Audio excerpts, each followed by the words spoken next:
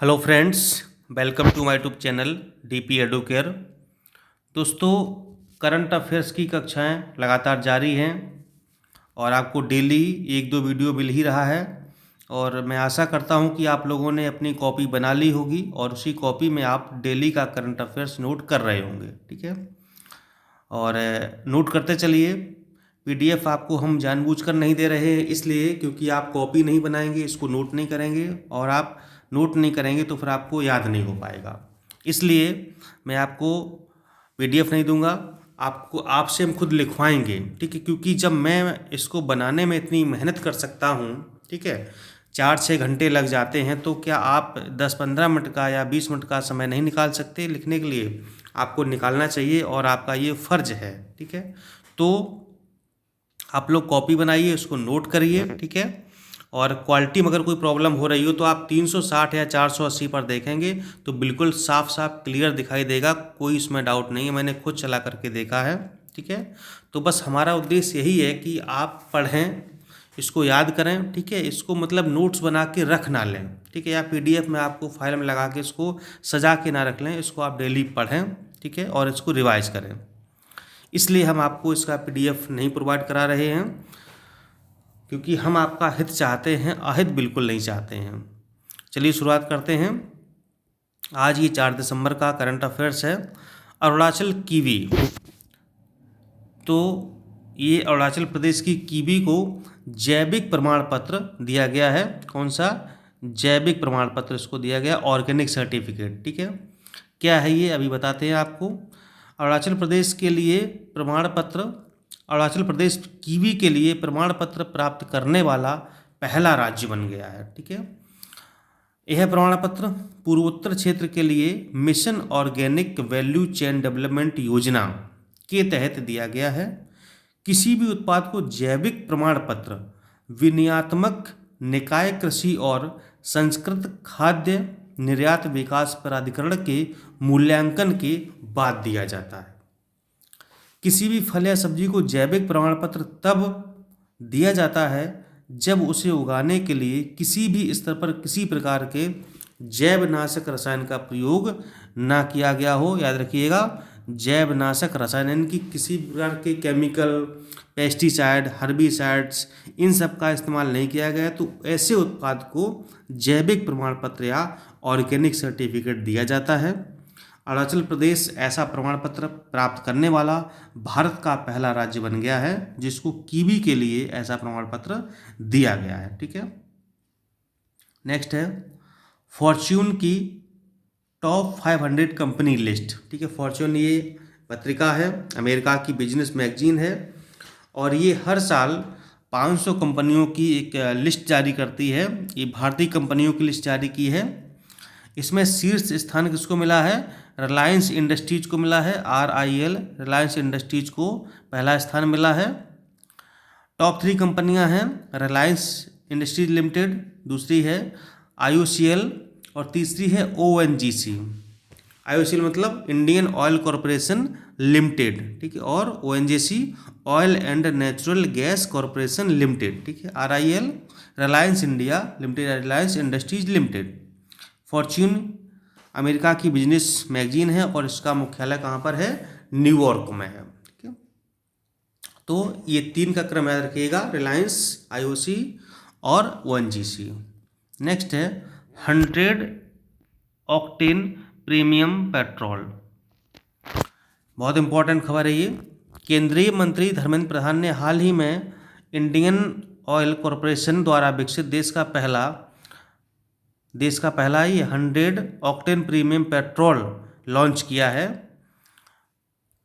इससे भारत बेहतर गुणवत्ता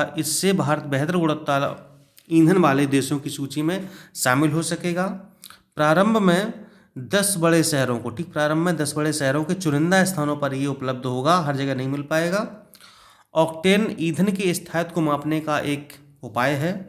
यह मुख्यतः नॉक मतलब शोर, नॉक से बचने की ईंधन की क्षमता को मापता है, यानी कि जिसकी ऑक्टेन संख्या ज़्यादा होती है वो ईंधन कम प्रदूषण करता है, कम आवाज़ देता है, और जिसकी कम होती है तो वो अधिक करता है। ठीक है, नॉक ऐसी स्थिति को कहते हैं जब ईंधन के सिलेंडर का ईंधन असमान रूप से प्रज्वलित होता है, जो ईंधन की क्षमता को कम करता है। यानी कि जिस टाइम पर ईंधन को जलना चाहिए इंजन में जा करके उस टाइम पर नहीं जलता है, मतलब कभी पहले जल जाएगा कभी बाद में जलेगा, जिससे कि प्रॉपर तरीके से ईंधन ऊर्जा में कन्वर्ट नहीं हो पाता है, और ये नॉक यानी कि आवाज़ यानी कि शोर उत्पन्न करता है।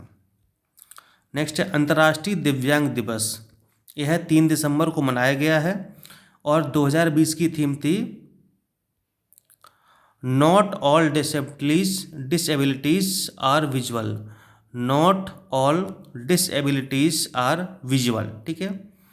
और इस दिवस का उद्देश्य क्या था? विकास के सभी क्षेत्रों में दिव्यांगजनों के अधिकारों व कल्याण को बढ़ावा देना और जागरूकता को बढ़ाना, ठीक है। नेक्स्ट है एक वैक्सीन का नाम है BNT162b2 वैक्सीन। इस वैक्सीन को अमेरिका की कंपनी है फाइजर, हिंदी में इसको ऐसे कहते हैं फाइजर, ठीक है। ये फाइजर कंपनी है, इसके द्वारा इसको विकसित किया गया है और ये बताया जा रहा है कि ये कोरोना वैक्सीन है, ठीक। हालांकि अभी ऑफिशियली तो ऐसा कुछ नहीं, लेकिन मतलब बताया जा रहा है कि फाइजर कंपनी ने इस वैक्सीन को विकसित किया है जो कि कोरोना से संबंधित है। ब्रिटेन ने इस वैक्सीन के आपातकालीन उपयोग को मंजूरी भी दे दी है और ऐसा करने वाला ब्रिटेन पहला पश्चिमी देश बन गया है। ब्रिटेन से पूर्व चीन और रूस ने भी कोरोना वायरस वैक्सीन के आपातकालीन उपयोग को मंजूरी प्रदान की है, ठीक है। अब चूंकि ये पश्चिमी देश नहीं है रूस और चीन, तो ब्रिटेन पहला पश्चिमी देश बन गया है, लेकिन ब्रिटेन से पहले रूस और चीन ने भी इसको मंजूरी दी थी यूज करने की, ठीक है। नॉर्मली नहीं, आपातकालीन स्थिति में यूज कर सकते हैं। नेक्स्ट है 9वां अंतर्राष्ट्रीय सैंड आर्ट फेस्टिवल। ये ओडिशा में आयोजित किया गया है, कोणार्क के चंद्रभागा बीच पर इसका आयोजन स्थल था। कहाँ पर? उड़ीसा में एक जगह है कोणार्क, जहाँ पर सूर्य मंदिर फेमस है। कौन सा मंदिर? सूर्य मंदिर, जहाँ पर बहुत फेमस है, ठीक है। तो कोणार्क में चंद्रभागा जो तट है वहाँ पर इसका आयोजन किया गया था। यह फेस्टिवल राष्ट्रीय अंतर्राष्ट्रीय सैंड आर्टिस्ट को अपनी प्रतिस्पर्धा दिखाने का मंच प्रदान करता है। भारत के सुदर्शन पटनायक बहुत बड़े सैंड आर्टिस्ट हैं, आपको पता ही होगा। बहुत सारे इनको पुरस्कार वगैरह राष्ट्रीय अंतर्राष्ट्रीय स्तर पर मिलते रहते हैं। जो पूरी उड़ीसा में जन्मे थे, इन्हें 2014 में पद्मश्री प्रदान किया गया है। उड़ीसा के मुख्यमंत्री नवीन पटनायक हैं, ठीक है। जीएस का फैक्टर भी एक फैक्ट हो गया कि मुख्यमंत्री कौन है? नवीन पटनायक हैं। नेक्स्ट है रामायण क्रूज सेवा, बहुत इंपॉर्टेंट है। अयोध्या के सरयू नदी पर जल्द ही रामायण क्रूज सेवा प्रारंभ की जाएगी, ठीक है। उत्तर प्रदेश के सरयू नदी पर अपनी तरह की पहली ये लग्जरी सेवा होगी, मतलब बहुत वीआईपी सेवा होगी ये, ठीक है। इसका उद्देश्य पवित्र सरयू नदी के प्रसिद्ध घाटों की यात्रा करते हुए श्रद्धालुओं को एक प्रकार की आध्यात्मिक यात्रा का अनुभव कराना है। मतलब बहुत ही भक्तिभाव से भरी हुई यह आध्यात्मिक यात्रा होगी अगर आप वहाँ जाएंगे। इस क्रूज के अंदर का हिस्सा और बोर्डिंग पॉइंट को रामचरितमानस के आधार पर डिजाइन किया गया। मतलब पूरी एकदम से आपको भक्ति भाव की फीलिंग होगी अगर आप जाते हैं, ठीक है। पर्यटकों को 1 से 1.5 घंटे की अवधि के रामचरितमानस टूर पर ले जाया जाएगा। का नाम क्या रखा गया? रामचरितमानस टूर ले जाया जाएगा। 15 से 16 किलोमीटर की यात्रा पर्यटकों को आकर्षित करने के उद्देश्य से संचालित की जा रही है, ठीक है। नेक्स्ट है नोंगपोक सेकमाई। नोंगपोक सेकमाई पुलिस थाने को देश का सर्वश्रेष्ठ पुलिस थाना चुना गया है, ठीक है। कहाँ पर है? मणिपुर में स्थित है। ये देश का सबसे अच्छा पुलिस थाना चुना गया है और यह कहाँ पर स्थित है? यह मणिपुर राज्य में स्थित है। टॉप 3 पुलिस थाने कौन से हैं? भाई तो मणिपुर का हो गया आपका नोंगपोक सेकमाई, दूसरा है तमिलनाडु का सुरामंगलम पुलिस थाना, याद रखिएगा सुरामंगलम पुलिस थाना। अरुणाचल प्रदेश का तीसरा है खरसांग थाना, ठीक है। तो ये पुलिस थाने हैं जिनको सर्वश्रेष्ठ यानी कि देश का सबसे अच्छा पुलिस थाना चुना गया है।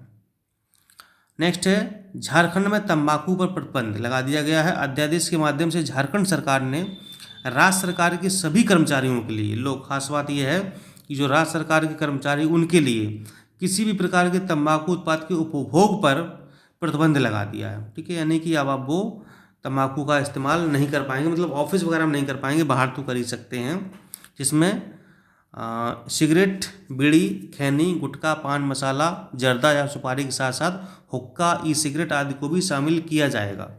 और यह आदेश 1 अप्रैल 2021 से लागू किया जाएगा, यानी कि अभी लागू नहीं हुआ है, आगामी वर्ष में 1 अप्रैल से यह लागू कर दिया जाएगा। उद्देश्य क्या है? उद्देश्य सिगरेट एवं अन्य तंबाकू अधिनियम तंबाकू उत्पाद अधिनियम 2003 के प्रावधानों को सही ढंग से लागू करना है। ठीक है, तो 2003 में जो अधिनियम बना था सिगरेट और तंबाकू को रोकने के लिए, तो उसको लागू करवाना ही इसका मेन उद्देश्य है। ठीक है, और ये आपकी अंतिम न्यूज है, धर्मपाल गुलाटी। ठीक है, 3 दिसंबर को इनका निधन हो गया है। ये MDH मसाला कंपनी के मालिक थे, जो आप मसाला खाते हैं MDH, तो उसकी कंपनी के मालिक थे धर्मपाल गुलाटी। दादाबी मसाला किंग के नाम से मशहूर धर्मपाल गुलाटी का जन्म 1923 में पाकिस्तान के सियालकोट में हुआ था। कहाँ पर? सियालकोट में हुआ था। और 2019 में धर्मपाल गुलाटी को पद्म भूषण से सम्मानित भी किया जा चुका है, जिनका कि निधन हो गया है। ठीक है, तो ये था हमारा आज का 4 दिसंबर का करंट अफेयर्स। जल्दी से हम लोग कवर करेंगे, और मुझे लगता है कि जनवरी से जो हम लोग पूरा डेली का डेली, रोज़ का रोज़ पढ़ेंगे, तो आपको पढ़ने में और मज़ा आएगा। फिलहाल इतना आप नोट्स बनाइए, कंप्लीट करिए। ठीक है, ओके, धन्यवाद, नमस्कार।